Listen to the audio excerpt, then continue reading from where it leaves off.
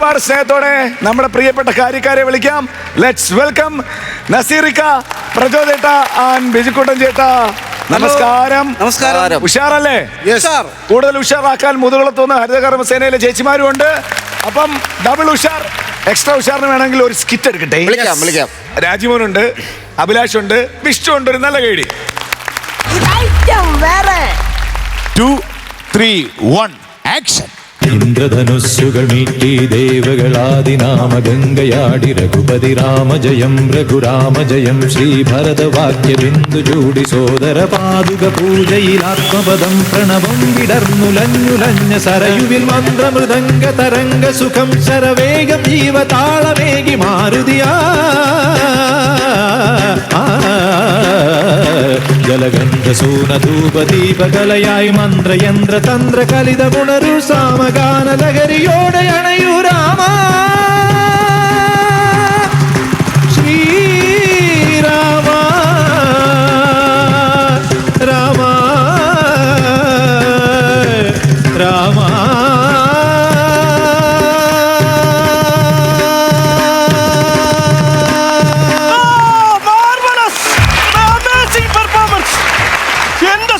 ഞാൻ എന്താണ് ഈ കാണുന്നത്? എനിക്കിത് വിശ്വസിക്കാൻ സാധിക്കുന്നില്ല. എന്തോ പെർഫോമൻസ് ആണ് സുഭാഷ് ചെയ്ത്. എന്താ പാട്ട്, എന്താ രാഗം, എന്താ ഭാവം, എന്താ ഭാവം.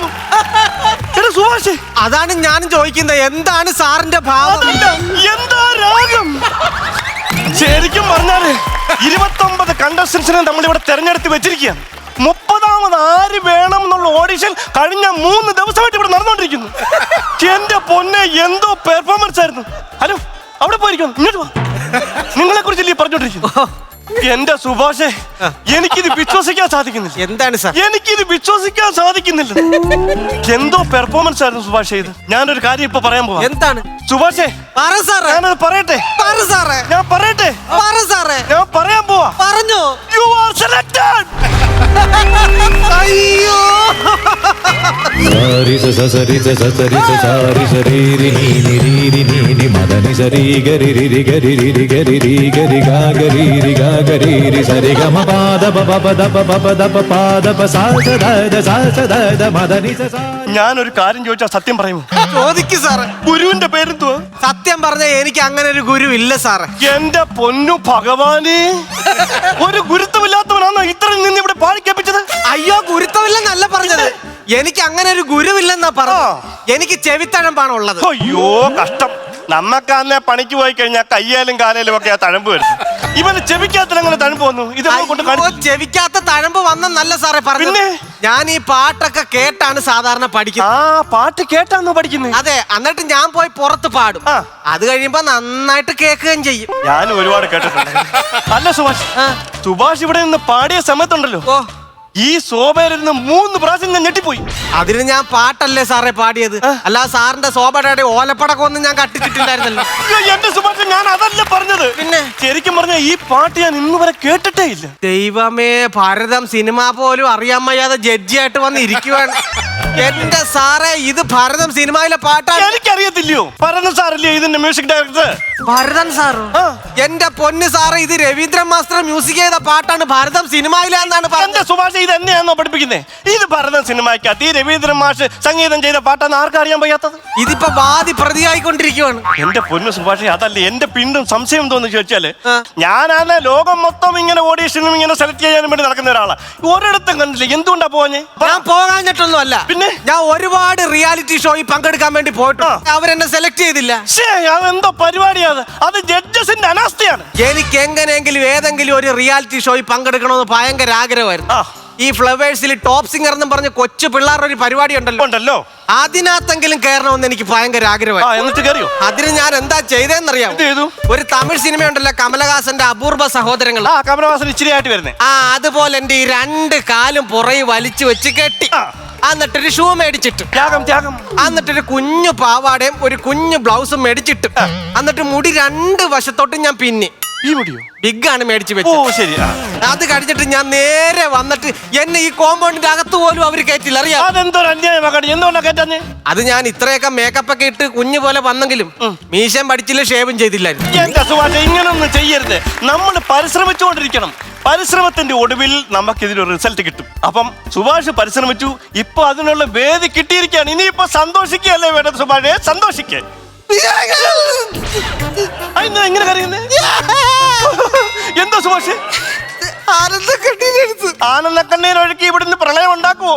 അങ്ങനല്ല സാറേ, പിന്നെ ഞാൻ ശരിക്കും പറഞ്ഞ കരഞ്ഞത് എന്റെ ചേട്ടനെ ഓർത്താണ് ഞാൻ. അയ്യോ, ചേട്ടൻ എന്താ പറ്റി? അയ്യോ, ചേട്ടനൊന്നും പറ്റിയില്ല. എന്തിനാ കരഞ്ഞേ? എന്നെ ഇവിടെ എത്തിച്ചത് എന്റെ ചേട്ടനാണ്. ഓ, ചേട്ടൻ ഓട്ടോറിക്ഷ ഡ്രൈവറാണ്. അതെന്താണ്? അല്ല, ഇവിടെ കൊണ്ടുവിട്ടിട്ട് പോയത്. അയ്യോ, അങ്ങനല്ല പറഞ്ഞത്. പിന്നെ ചേട്ടൻ രാത്രിയും പകലും അധ്വാനിച്ച കൊണ്ടാണ് സാറേ എനിക്കൊരു പാട്ടുകാരനാകാൻ പറ്റിയത്. സാറിന് അറിയാവോ? ഇല്ല. എന്റെ ചേട്ടൻ ഉറക്കമില്ല. ചേട്ടൻ പാറ പൊട്ടിക്കാൻ പോകും, അത് കഴിഞ്ഞ് മരം വെട്ടാൻ പോകും, അത് കഴിഞ്ഞ് വള്ളം തുഴയാൻ പോകും. അങ്ങനെ രാത്രിയും പകലും ഉറക്കം ഒളിച്ച് എന്റെ ചേട്ടൻ ഒരുപാട് കഷ്ടപ്പെട്ടുകൊണ്ടാണ് ഞാൻ ഇന്ന് ഈ നിലയിലെത്തി ഈ പാട്ടൊക്കെ പാടി നടക്കാൻ പറ്റുന്നത്. അത് മാത്രമല്ല, ഞങ്ങളുടെ വീട്ടിൽ ഒരു നേരത്തെ ആഹാരം ഇല്ലെങ്കിൽ ചേട്ടൻ അപ്പ പാറ പൊട്ടിക്കാൻ പോകും. എന്റെ പൊന്നുമക്കളെ, ഇതൊക്കെ എങ്ങനെ ദഹിക്കുന്നതാ? ഒരു നേരത്തെ ആഹാരമില്ലെങ്കിൽ പാറ പൊട്ടിച്ചോണ്ട് തിന്നാൻ കൊടുക്കുന്നു. അയ്യോ, പാറ പൊട്ടിച്ച് തിന്നാൻ തരുമെന്നല്ല പറഞ്ഞത്. പിന്നെ എന്തുവാ? പാറ പൊട്ടിച്ചിട്ടാണെങ്കിലും വീട്ടിൽ അരി മേടിക്കും. അതാണ് എന്റെ ചേട്ടൻ. എന്റെ സുഭാഷ്, ഇത്രയൊക്കെ ആയ സ്ഥിതിക്ക് സുഭാഷിന്റെ ചേട്ടനെ ഞങ്ങൾക്കൊന്ന് കാണണമെന്നുണ്ട്. ഞാനും ഞങ്ങളുടെ ഈ ക്രൂ മെമ്പേഴ്സ് എല്ലാം നിങ്ങളുടെ വീട്ടിലോട്ട് വരാൻ തീരുമാനിച്ചു. അയ്യോ, അതിന് വീട്ടിലോട്ട് വരേണ്ട കാര്യമില്ല. ചേട്ടനോട് ഇല്ലയോ? ശരിക്കും പറഞ്ഞാൽ എന്നെ ഇവിടെ കൊണ്ടുവിടാൻ വേണ്ടി ചേട്ടനും ഇവിടെ വന്നിട്ടുണ്ട്. എവിടെ? ഇവിടെ ഉണ്ട്. ചേട്ടൻ ഈ ഭാഗത്ത് എവിടെയോ ഇരിപ്പുണ്ട്. അതാണ്ട് അതാണ് ചേട്ടൻ. ഇരിക്കുന്നതാണ് എന്റെ ചേട്ടൻ. ഒരു കാര്യം ചെയ്യോ, ആ ക്യാമറ അങ്ങോട്ട് പാൻ ചെയ്തിട്ട് ഒരു മിഡ് ഷോട്ടിലെ ഒരു ക്ലോസ് വെച്ചിട്ട് ഒരു മ്യൂസിക്കിന്റെ ഹലോ ഡയറക്ടറെ ഞാൻ ഇവിടെ ഇരിക്കണ ആളെ സെലക്ട് ചെയ്താൽ മതി കേട്ടോ. ഓക്കെ കേട്ടോ വെള്ളക്കുരി ഡയറക്ടർ സാറാ, ഞങ്ങൾ ഭയങ്കര ക്ലോസ് ആണ്. തീരം കണ്ടു ഞാൻ, സ്നേഹത്തിനാഴം കണ്ടു ഞാൻ. പൂച്ചെണ്ടിനു കൈ നീട്ടി പൂക്കാലം വരവേറ്റു, ഒരു സ്വർഗാരാമം നീളെ കൈ വന്നു. പാലാഴി തീരം കണ്ടു ഞാൻ, സ്നേഹത്തിനാഴം. അച്ഛാ, അച്ഛാ, പൊടിമോനെ ഞാൻ ഇവിടെ എത്തിച്ചു കേട്ടോ. ഇവിടെ എത്തിച്ചിട്ടുണ്ട് ഞാൻ അവനെ കേട്ടോ. അച്ഛൻ മോനെ,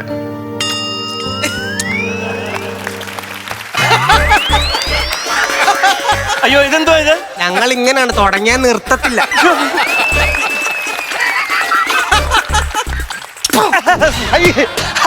ഇത് എങ്ങനെയാണോ നിർത്തണ്ട, അല്ലെങ്കിൽ പരിപാടി മുന്നോട്ട് പോകത്തില്ല.